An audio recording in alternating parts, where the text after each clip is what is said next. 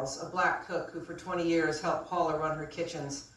They were so close, Paula called Dora her soul sister. But now Dora Charles is telling a very different story about life with Paula Deen. So did you two get along right away? Were you fast friends? We hit off real good. She started calling us soul sisters. Dora and I have been together for about 18 years. Yes. She is in charge of that kitchen at the Lady and Sons. If it's a southern dish, you better not put it out unless it passes this woman's tongue. So you were working 7 days a week with her? Got 6 days. Yeah, I worked 6 days a week with her. And so she started the first Lady and Son at 311 Congress. 311 Congress. And you were her main cook in there, right? Yes. Did she talk to you about your partnership, about whether you'd come along with her as she got famous? Yes. Mm-hmm. She said, stick with me one day. If I get rich, you get rich. But it sounds like it just passed you by. It just passed me by. You know, I'm not gonna run behind her and say, you promised me, where my half, where my part, you know. It wasn't all about that. Actually, all I was looking for was a good salary. How much money were you making when she started her Food Network show? I was just making $6.50. $6.50 an hour? Mm. In a statement to the Times, Mrs. Dean's publicity team dismissed her claims. Her grievances, they said, are about money, not race. The statement describes her as, quote, an employee that despite over 20 years of generosity, feels that she still deserves yet even more financial support from Paula Deen. I told her at times I didn't have enough money to buy my own medication. We were sitting across the table, a long table, and she said, it didn't reach me. And she said, here's $100. Go buy your medicine.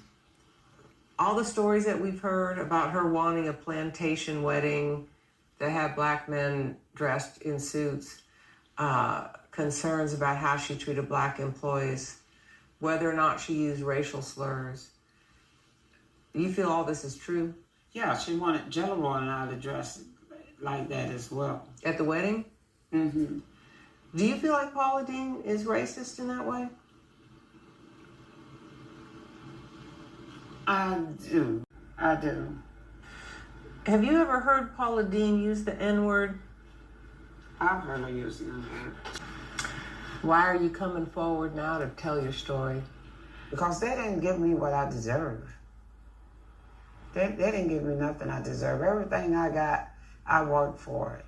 Even my own co-workers think that I've been treated the best. They think I live in a mansion. And it's just time that everybody knows that Paula Deen don't treat me the way they think she treat me. At the time of this interview, Mrs. Charles was still working for Mrs. Dean at the Lady and Sons, though the two don't speak anymore. She hasn't made other employment plans, but holds on to her dream of one day opening her own restaurant.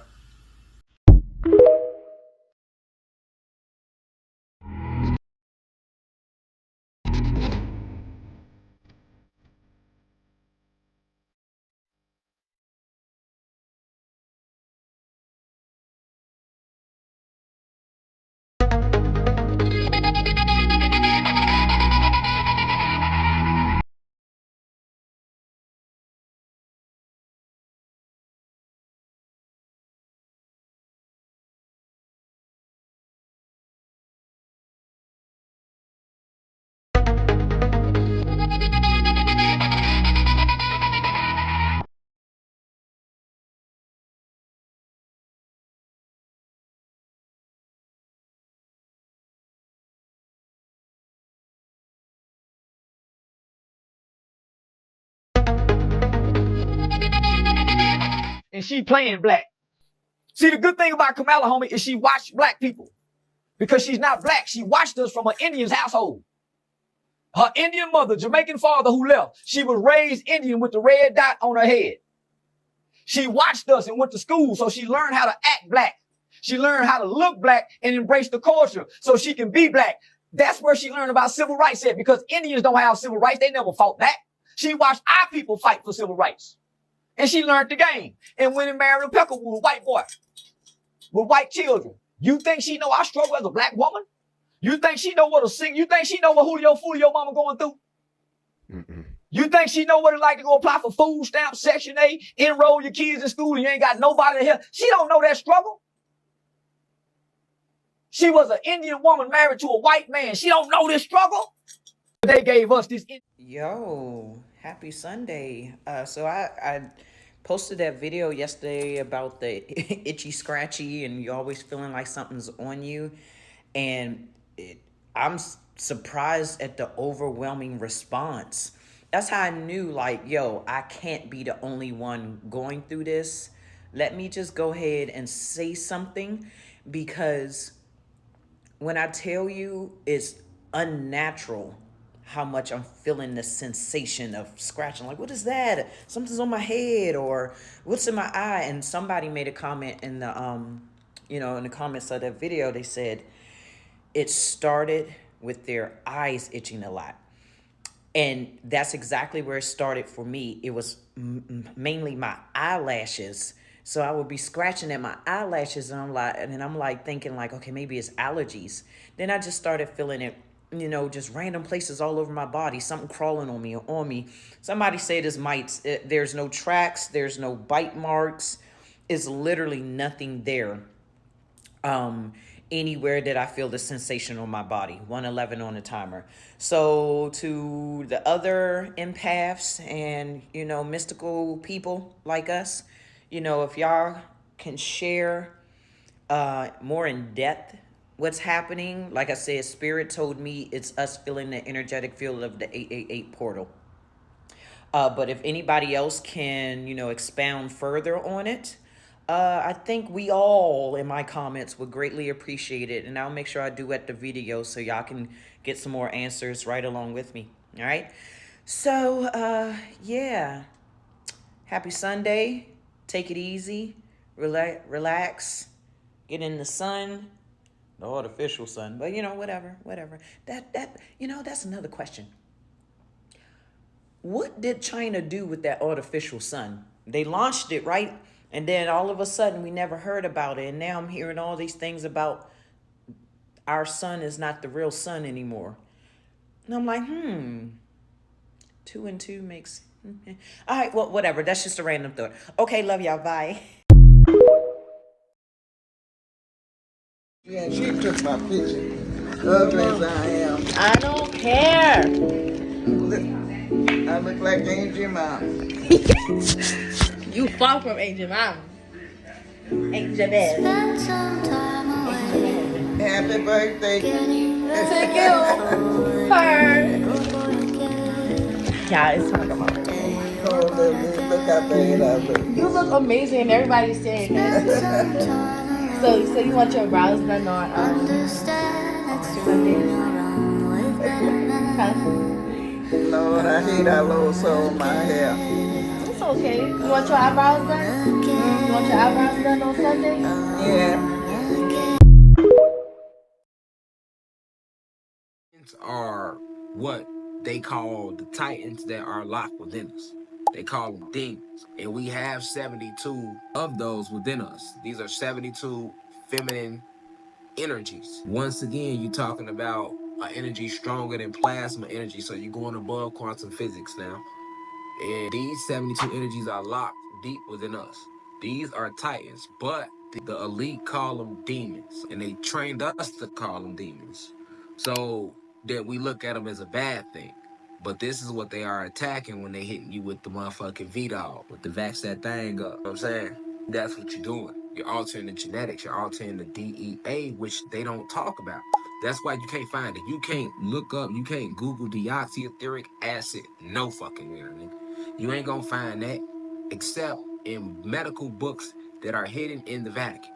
Any free soul unbound by limits is welcome to join us in this cosmic journey. Just so you know, your dog is black, okay? So you know she was raised in a black household.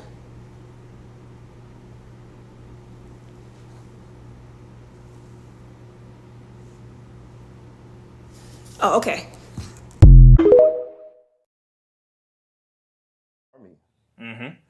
Has a gas that makes people gay. Yes. Yes. By the way, yes. Yeah. Boom. It's called the gay bomb. 1994, roughly. They came out with it as an experimental idea, where they said we were going to drop this bomb on our enemies. Or pardon me, it was the 1990s, 1980s. Specifically, 1994. I got that mixed up with something else. To be factual, 1980s roughly. They said this is an experimental concoction that, if we want to drop it on our enemies, to where they will then, through these chemicals, want to have sexual relations with one another. They'll drop their weapons and then they'll start to become involved in homosexuality to one another. That's how you incapacitate your enemy. That way we can go and wholesale slaughter them while they're too busy being chemically distracted and controlled. That's a very real thing. It's called the gay bomb, U.S. government. This kid is walking down the side of the highway, and my husband just pulled over and seen him, and I didn't see him. I was laying here in the sleeper, but ain't nowhere. It's nowhere. This is the highway, and my husband he said he gotta go help him and see where he going. Ain't nowhere around here to go. Ain't no homes or nothing. This is the freeway. And he was walking past, he said, and he just started walking back towards this way. And now look at my husband embracing him, and it looked like the kid is crying. Jesus, have your way, Lord. Have your way.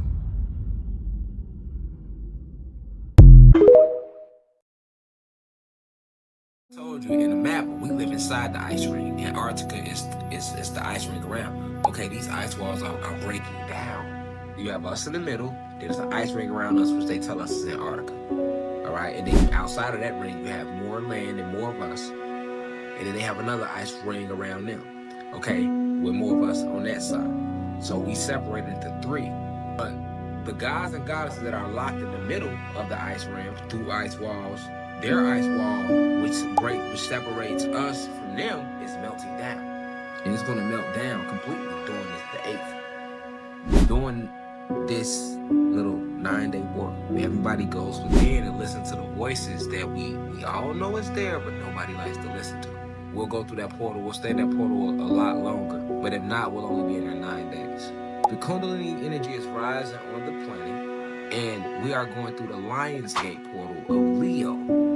This portal is a portal of a scientific awakening. But we're going to go through this portal for about between 9 and 19 days. And the length of us going through the portal depends on the way every soul and spirit on this planet reacts to us, reacts to the portal as we go through. If enough people tap into the right frequency, tap into themselves, go within their deepest selves, focus on voices within that everybody knows is there but nobody likes to listen to. It's a grand shift because certain polar caps and what they call ice walls will completely disappear as we go through this portal. Any free soul unbound by limits is welcome to join us in this cosmic journey. Oh my god! That's so computer generated, bro. This is not real. Oh my god! We are in the Matrix right now. I don't believe this. Magic going on now. Remember now, like I said before, I know this, but I'm in the spirit now. Remember now, in order to unlock your magic, we're going to reiterate this, you got to become a child. You got to become like a child. That means in your mind, you just got to be as stupid as you can. So you're going to balance this, because I wouldn't dare go up and tell the dead folks out here walking around that they got to become a child, because they're already children. We're talking about the conscious people. It's all in the whole Peter Pan thing where they lost that innocence. And that's the word. Pan kept trying to get me to say it the last time, and I didn't say it. We got to become innocent. Innocent. Humility is the key. Not to people, not to people, not to God, but to your soul. When you become humble to your soul, then your soul will open up. We'll go into that particular science. Your own soul, that is the God. That's the mystery. We say it over and over. Look for no other God to save you but yourself.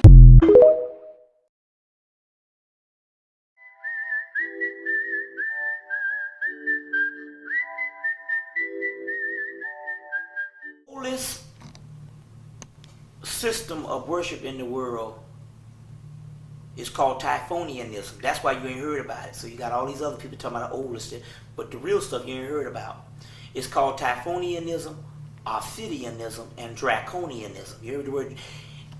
You figure there ain't no word, but the white boy tell you your ideas are a little draconian. Well, if it's a word that don't exist, why is he using it in his doggone dictionary? And this is the cult of the dragon. The dragon is in the constellation of Draco. The cult of, and that's the form of the Great Mother. All the other goddesses, the Great Mother, take it from this one Great Mother. But she has a son. It's the mother and the son, and that son is Sirius, the star system Sirius, are known as Soot. Now it's interesting, we had this Draconian and Typhonian stuff up until 1907. See, Gerald Massey, when he went into the British Museum, he translated a lot of this stuff, and you can get all this in his works. But after 1907, after he translated Book of the Beginning, 1881, and then Natural Genesis, 1888, and then finally in 1907 he does Ancient Egypt, Light of the World. All this Typhonian stuff disappears. They lock it down, and only people who've been have access to it is your secret societies. And they go to Nubia, with a lot of this Typhonian stuff, and they cover over 200 temples at the Aswan Dam, which had this Typhonian stuff in it, as well as they found Hebrew letters all over them temples. So it was the vested interests of the Jews to cover it up, because it would show the African origin of the Hebrew. 200 temples. Yes. And you know the white man don't. Yeah, you know the white man don't cover up nothing. Now, so you know it had to be some real serious shit for him to cover up 200 temples. And they digging in Egypt this day, and they got 200 temples up under the Aswan Dam, up under the river. See what I'm saying? That was Typhonian stuff.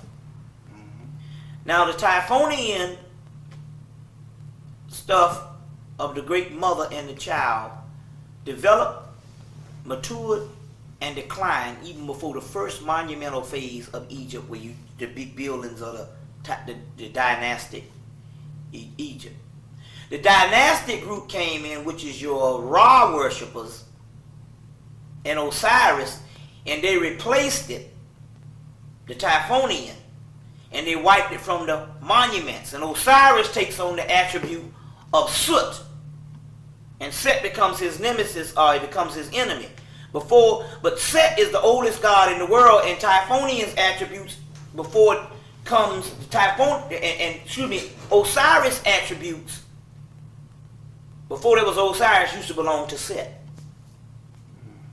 All this is in Gerald Max's Ancient Egypt, Light of the World, as well as Albert Churchward's Evolution, Origins of Christianity, Evolution, Origins of Religion. So Set is the oldest primordial deity of all time, which is the star Sirius also. But Osiris becomes the star Sirius too, as well as all the other Egyptian deities. So one priesthood overtakes the other priesthood. So that priesthood, Apep, is the great dragon also. Apep was replaced by Ra. So the Typhonians at this time travel up into Mesopotamia and find Babylonia, Samaria, Chaldea, and on into Greece as the Etruscans. But they were the time period we're talking about.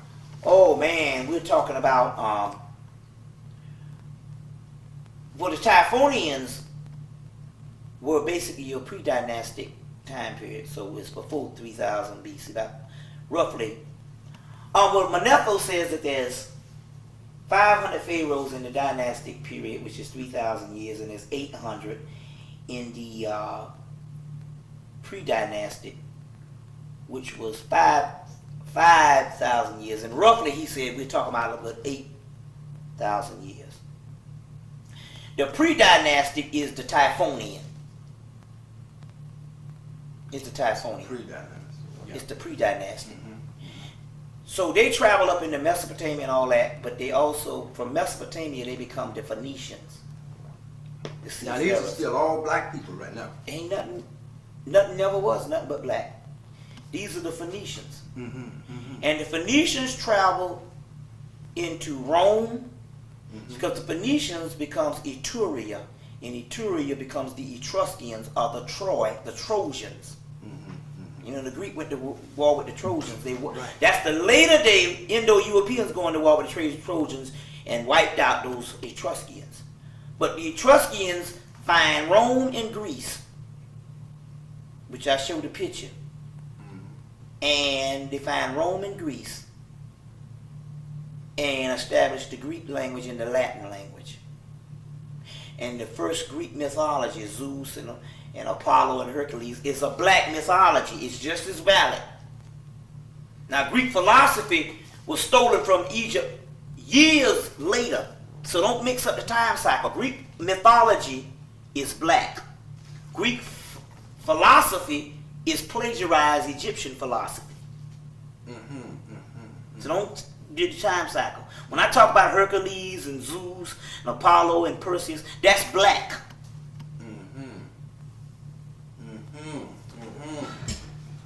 It's not later. It's just the Phoenicians' religion of the Typhonian stuff. So you say, well, what did the Phoenicians or the Etruscans worship?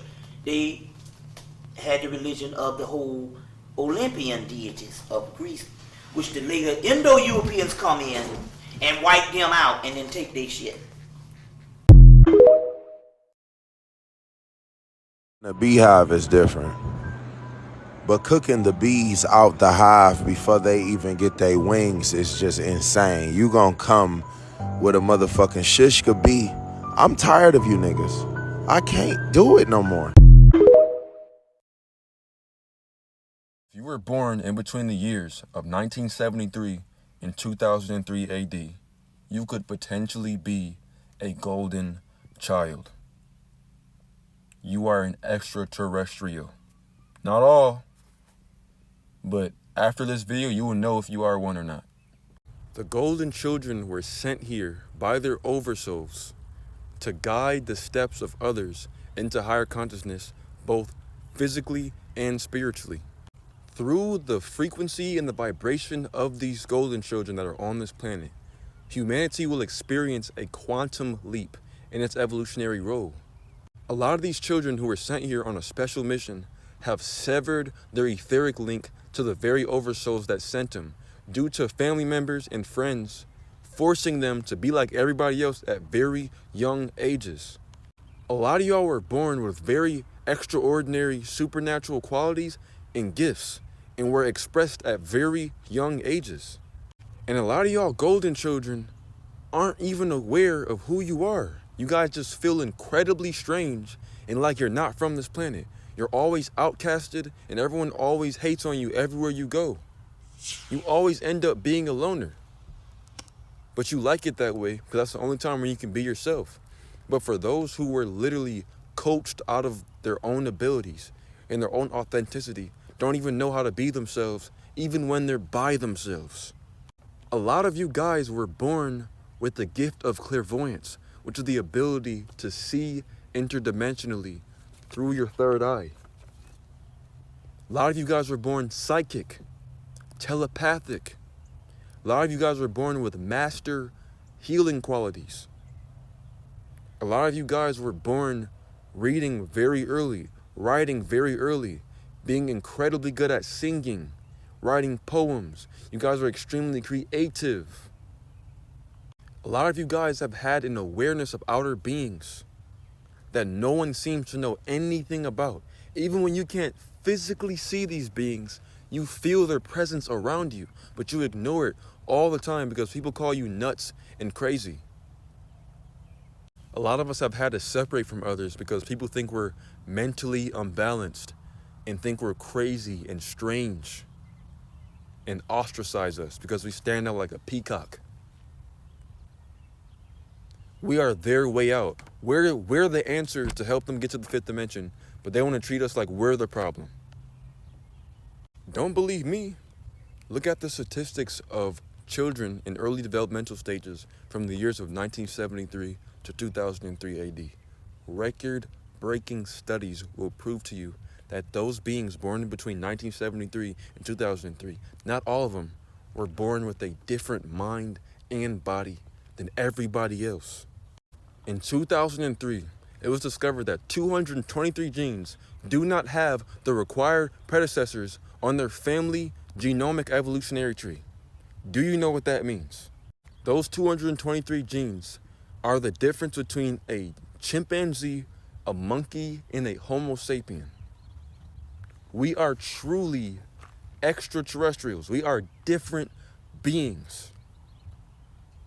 And the elites know about this. That's why they try so hard, working day and night, to keep this information out of our hearts, our minds, and our ears. And they take these children at very young ages and either do experiments on them, where they live in labs all day long, or they sign them to music labels and use their psychic abilities and their spiritual qualities to make songs to lower the frequency of the world around us. A lot of these artists were these golden children. A lot of them. A lot of us just don't know who we are. And people that do know who we are misuse us and fight like hell to stop us from knowing who we are. Because if we knew who we are, who we were, we would be following our purposes and our mission. So if you're one of those children who has disconnected from your oversoul, you need to start eating right, meditating, and doing whatever it takes possible to get back into reconnection with your heart. A lot of the people in that generation are depressed, and they're depressed because they're not operating out of their true purpose. They're forcing themselves to live a life that doesn't even fulfill them. They're just working a job day after day, living the earthly life that society told them regular humans are supposed to live, and we're not even humans. Once the lies start becoming undone and the eyes become open, you start seeing this magnificent giant world for what it once truly was. A lot of petrified remains in Arizona, just like the petrified natural forests there. It's not just faces you see petrified in stone. With the right conditions, the remains can petrify, and most will never have the opened eyes to see what they're holding in their hand, to make the connection to what it really is. Living on the remains of a petrified, much larger past, and using it as our furniture. But off of the red meat side, let's take a look at one of my favorite caves, the famous Naka Cave in Thailand, often described as the Snake Cave, and for obvious reasons. Interestingly, there are many myths surrounding its history and how the cave came to be. The Naga are serpent-like mythical creatures significant in several Southeast Asian cultures. And we all know myth that we've heard is far more true than the history we've been told. See, if there was only one or two of these examples, one or two giant, massive tree stumps, I might just dismiss it as coincidence or pareidolia. But the evidence is in the thousands of our much larger history, buried with the rest of it. Question everything, friends. Until next time.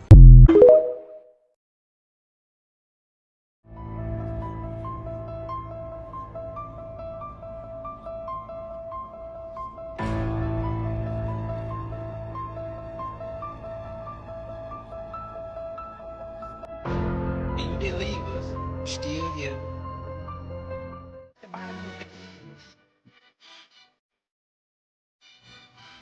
Baby, if y'all do not have this book, go get it. All right? Go get this book. Every black person should have this book on their bookshelves.